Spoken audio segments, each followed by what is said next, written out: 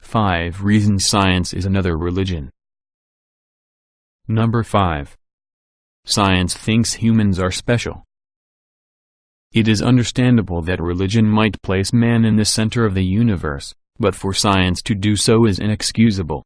However, a great number of astrophysicists and cosmologists are eager to talk about how the universe conforms to the anthropic principle. There is absolutely no scientific reason why human understanding, above that of slugs, dolphins and monkeys, should be wide enough to encompass the universe. Anthropocentrism, the assumption that humans take center stage in the universe, is rife in the sciences, as it is in religion. Number 4. It casts out heretics and persecutes all other religions. Behaves jealously against any other religion. So science will say to its followers, "You shall have no other gods before me." If you have any doubts, try asking an audience at a scientific convention to join you in a prayer.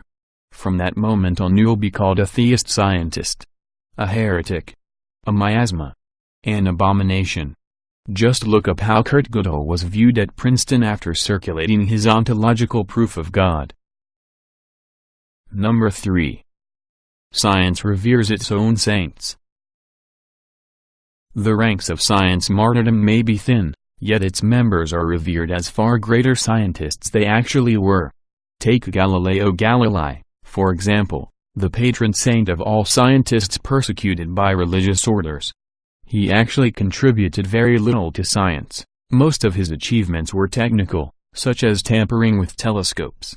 Heliocentricity was known since the 4th century BC. Number 2. Science makes up stories to explain our origins.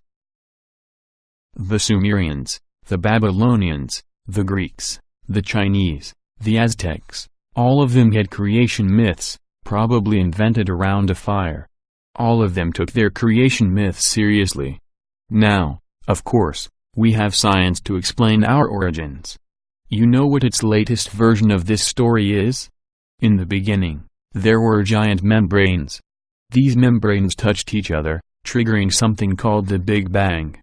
Sure. Number 1. Science has its own code of ethics. There are state laws, and there are moral laws. And now, according to science, there are laws of scientific conduct.